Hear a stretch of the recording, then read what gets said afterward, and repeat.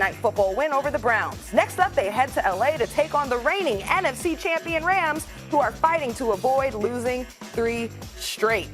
All right, Damien Woody is in the building. You've joined us. You look impeccable. Yeah, I'm feeling good. Yeah. Are you looking feeling good? impeccable? Whoa. Most definitely. But whoa. There's one thing I want to bring up here. Okay, I'm sitting on my couch. I think it was Tuesday. Y'all had Marcus Spears sitting here in the chair, and then all of a sudden, a certain guy who's not even in the studio got my name all up in his mouth. Oh. And I'm like, what the hell is going on?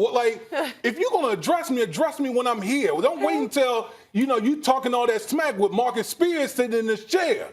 You gonna put some respect on my name, all right? Hold on. First of all, I put some respect on my damn name. Can I speak? Maybe Because remember, I you might in my let you seat. speak. Remember, you in my seat. So watch your manners. Watch When your I'm manners. sitting here, it's mine. What you going? You acting all rough and everything. Don't try to get all scared of you. Don't try to get swole like me over there right now.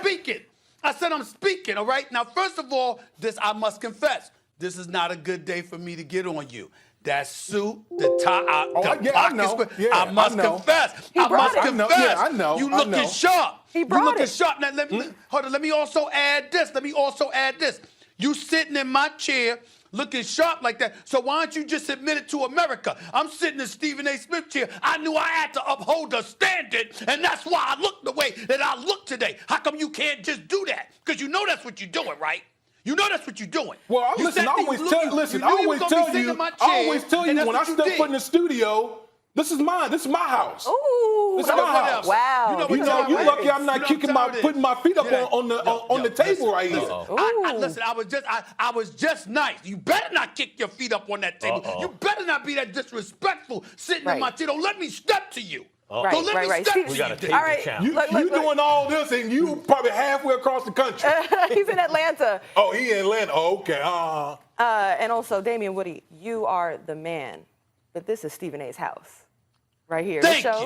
you. First Watch take. your mouth, I got you, Stephen A. Watch your mouth, Don't play Let's get to the topic. Let's get to the topic.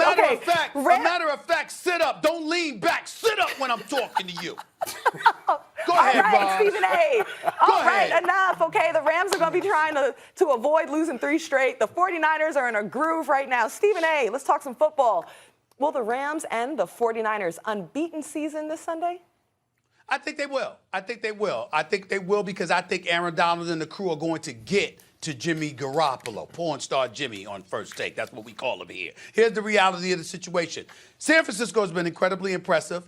I was very, very impressed with Nick Bosa and what I saw Monday night, but that was against Baker Mayfield. I don't think he's better than Jared Goff yet. I understand that Jared Goff has had some troubles, but this guy can put up numbers. He can make the requisite throws. You look at Kupp, you look at Woods, and some of the things that they could do. I believe in them.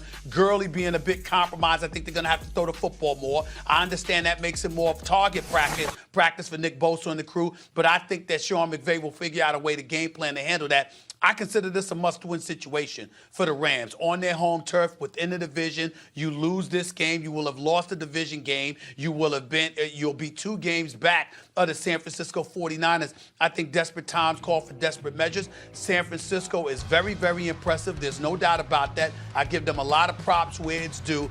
Breida, this brother obviously can fly, running 22.3 miles per hour, just blowing by. The Cleveland's defense on Monday night. I get all of that, but I think this is a divisional game. It's usually tougher.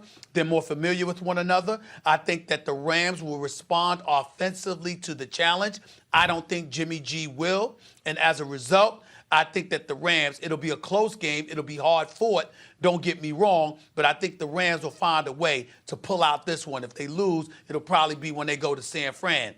But I think they'll win on their home turf in Southern California this weekend. Yeah, the fact that they're at home gives me pause, but I'm taking the 49ers to win this game. And by the way, the Niners' right tackle is out, and that affects things too. But the Niners had a really good offensive line, and I trust Kyle Shanahan, even if you have your right tackle missing, like you think run game, right? I trust him to do things to spring his running back. He was doing things with the fullback. He's very creative in terms of how he gets the offense going, and I expect that here. Now, Todd Gurley's not going to play. Todd Gurley Gurley got a thigh thing. And the Rams' offensive line has been a problem this season. And against that offensive line, you're taking Nick Bosa. Nick Bosa went after. I understand the flag planting thing. He had a thing for Baker Mayfield.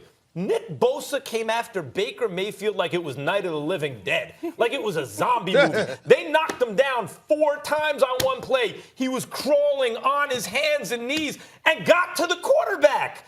That dude was possessed. So you have that kind of mentality up front defensively for the Niners. You're going against a compromised offensive line. Play action's not going to be the same without Todd Gurley. I like the Niners to remain undefeated, even on the road, even without their right tackle. Tough game. Yeah, I'm going with the 49ers as well. Listen, forget the fact that the Rams are playing at home. Listen, the 49ers, the faithful, are going to be representing that stadium. So that's number one. But I know what I have in the 49ers. I think identity is critical, especially now we get into October, November, the latter part of the season. Identity is critical. You know what the 49ers do well? They run the football and they play elite defense. Okay, the one thing about the Rams that we talk about and we've seen in the early part of the season, they've been lopsided, particularly on offense, all right? They haven't been able to run the football. That's really been the catalyst for what they like to do best offensively. They want to run it, and they want to play action pass. But they've been so lopsided as far as throwing the football with Jared Goff. Now you're going to allow this 49ers team, especially up front, with Nick Bosa and company, to just tee off on a team that's lopsided, and they got a running game that's averaging 200 yards per game to eat up clock. I'm going to put my faith in the 49ers because I know exactly who they are stepping off the bus.